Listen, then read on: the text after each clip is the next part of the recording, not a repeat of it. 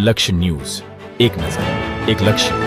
ડભોઈ તાલુકા કક્ષાનો 76મો વન મહોત્સવ કાર્યક્રમની ઉજવણી સુખધામ શિવ સંકલ્પ વેલફેર ફાઉન્ડેશન ખાતે રાખવામાં આવી હતી. ધારાસભ્ય શૈલેષભાઈ મહેતા સહિત વન વિભાગના અધિકારીઓ, વહીવટી તંત્ર ખાસ ઉપસ્થિત રહ્યો હતો. કાર્યક્રમના અંતે વૃક્ષારોપણનો કાર્યક્રમ યોજાયો.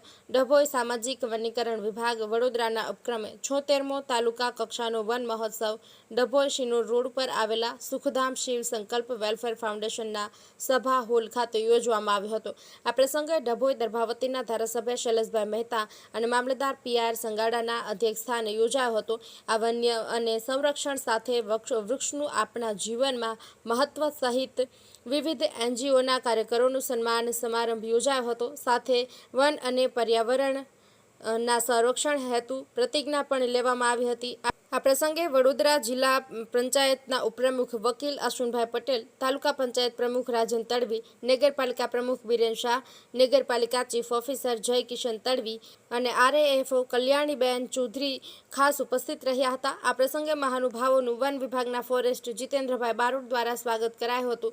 તો હંસાબેન રાઠવા, રાજેશ્વરી, કાજલબેન સહિતના ફોરેસ્ટ સ્ટાફ આ પ્રસંગે મોટી સંખ્યામાં ઉપસ્થિત રહ્યા હતા. કાર્યક્રમના અંતે કેમ્પસ ખાતે વૃક્ષારોપણ પણ કરવામાં આવ્યું હતું.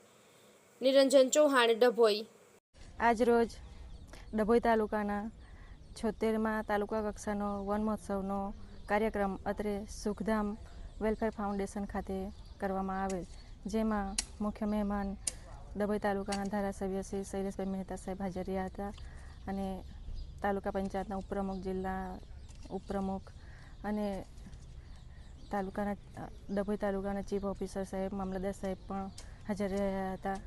જેમાં વન વિભાગ દ્વારા જે યોજનાઓ, મોડલો દ્વારા વૃક્ષારોપણ કરવામાં આવે છે તથા ગામના પંચાયતને લોકોને જે લાભ આપવામાં આવે છે તે વિશે પણ બતાવવામાં આવ્યું અને છેલ્લે વૃક્ષારોપણ પણ કરવામાં આવ્યું અને લોકોને વૃક્ષારોપણ વિશે જાગૃતિની અભિયાનો વગેરેની સમજણ આપી.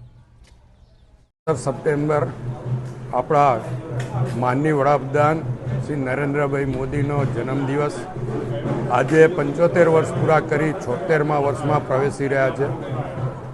ત્યારે ડભોઈ નગર, ડભોઈ તાલુકા અને વડોદરા તાલુકાના ડભોઈ વિધાનસભાના તમામ નાગરિકો વતી એમને શુભેચ્છા પાઠવું છું.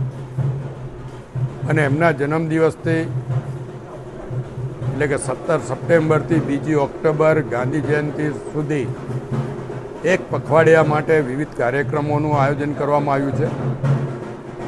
જેમાં અહીંયા વન મહોત્સવનો કાર્યક્રમ વન વિભાગ તરફથી રાખવામાં આવ્યો છે. સાથે જ નગરપાલિકા દ્વારા સેવાઈ સ્વચ્છોત્સવ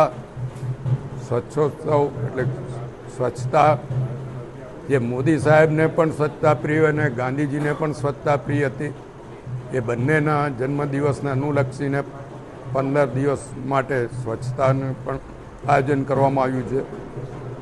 એની સાથે સાથે લોકકલ્યાણ મેળા એટલે કે લારી પથારાવાળાઓને લોન આપવાની, પહેલા તબક્કામાં 10,000 અને 10,000 રેગ્યુલર હપ્તા ભરે તો 20,000 અને 20,000ના રેગ્યુલર હપ્તા ભરે તો 50,000 સુધી વગર જામીને લોન આપવાની એ સરકાર દ્વારા બેંકોને કહેવામાં આવ્યું છે અને એ લોનો આપવામાં આવે છે. એ રીતે ધંધો રોજગાર વધારીને પોતાની આવક સારી કરી શકે એ રીતનો અભિગમ છે. અને આ તમામ કાર્યક્રમોનો આજથી અમલ થયો છે. આજે ઇન્દિરા એકાદશી પણ છે અને આ એકાદશીના દિવસે માતા પિતાનો શ્રાદ્ધ કરવાથી એમની કૃપા પણ મળે છે. સાથે સાથે આજની જે એકાદશી છે એ કરવાથી લક્ષ્મીજીની પણ કૃપા વરસે છે એવું કહેવાય છે. તો આપના મારફત તમામને આજની ઇન્દિરા એકાદશીની પણ શુભેચ્છાઓ પાઠવું છું અને તમામ પર કુબેર દાદાની કૃપા વરસે એવી ભગવાનને પ્રાર્થના પણ કરું.